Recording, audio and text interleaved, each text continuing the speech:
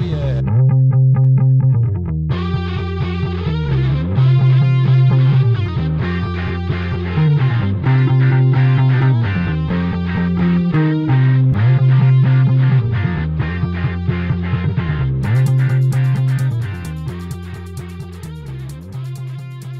The Beatles versus the Rolling Stones is one of the greatest and most persistent debates in music history. Start into this debate with a friend, and you're likely to end up like Slash and Axl Rose.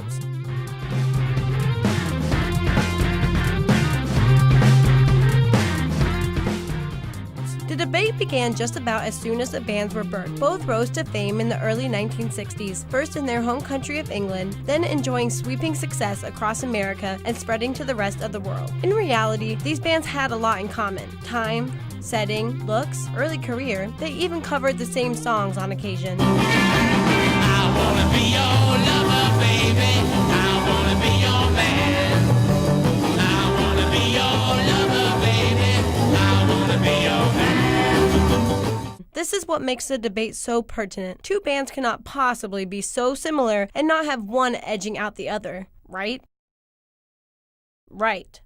And there's a clear winner here. Ladies and gentlemen, the Beatles! You've never heard of Rolling Stones mania, have you? But Beatlemania swept across the world faster than the blink of an eye. These four young men in their matching suits, mop tops, and their charming Liverpool accents became the heartthrobs of every young girl. In America, 73 million people watched the Beatles' 1964 appearance on The Ed Sullivan Show. In the 9 days the band was in America that year, fans bought more than 2 million Beatles records and over $2.5 million worth of Beatles merchandise.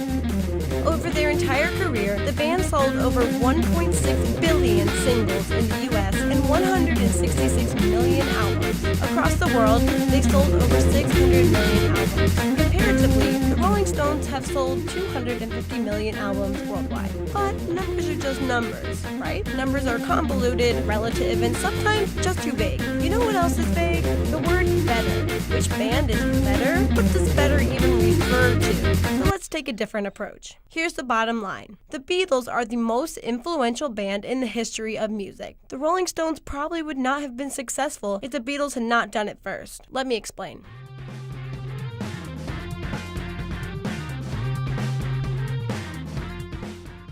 The Beatles revolutionized what music was perceived as popular. They grew up fans of popular American rock and roll, especially Chuck Berry, Elvis Presley, and the Motown sound. Like the Beatles? Yeah, they're pretty good. Yeah. Good as Presley? Yeah. Pop music was rock and roll in the band's early days, so that's what they stuck to. Their early recordings often included covers of American rock and roll songs, or they tried to imitate them in their original tracks. England had yet to truly be exposed to American rock and roll and were stunned by the Beatles' covers. It quickly became the pop music there as well. Some of the most popular bands in history, the Rolling Stones, Led Zeppelin, and others were inspired by this new sound. It is possible that the world would have never heard of them had the Beatles not popularized American rock and roll and rhythm and blues.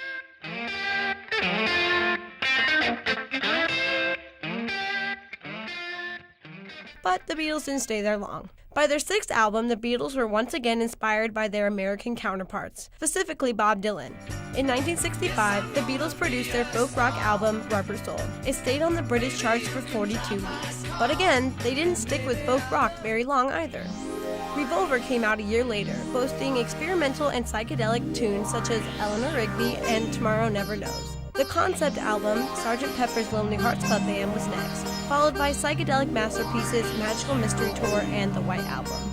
As their psychedelic era came rushing in at full force, the Beatles featured new instruments and musical styles. Their introduction of these new innovations are another reason the Beatles are the most influential band in music history.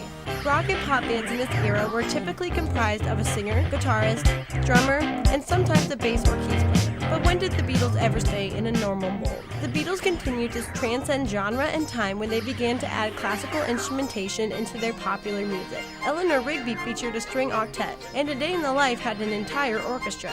This complex fusion of musical styles became increasingly popular in the era of progressive rock in the late 60s and early 70s. In 1968, the Beatles visited India and brought back traditional instruments such as the tambura and sitar, and used them in their most psychedelic album, The White Album. pop music now transcended culture, time, and genre, making it essentially anything the artist wanted it to be. Pop music was no longer a definable genre. The Beatles opened the door for pop music to be anything and everything. As the Beatles continued to become more advanced and experimental in their style, the Beatles also revolutionized what it meant to work in a recording studio. Even from their early days, they redefined the dynamic between bands, producers, and managers. Originally, bands worked for their managers and producers, not the other way around. The Beatles' agent, Brian Epstein, was a friend of the Beatles, and was often referred to as the fifth Beatle because of his relationship with the band. Their producer, George Martin, was heavily involved with the creative process of each song, and also worked as another member of the band to produce the best possible version of each song and album. The band and Martin introduced innovative strategies of recording and producing that advanced music production leaps and bounds from what it was at the beginning of the Beatles' career. Likely, music would not have advanced into how we know it today if the Beatles had not paved the way. It's hard to ignore the influence the Beatles have had on music for over 50 years. Whether you're a Beatles or a Stones fan, the Beatles revolutionized pop music by transcending genre, time, and place, and by making advances and changes that shaped the way music would come after them. Are the Beatles better than the Stones? Who knows? But they certainly influenced each other and the rest of the world. When I got here tonight, I saw George and he said, "You're not going to say anything bad about me, are you?" I couldn't think of anything really on the spur of the moment bad to say about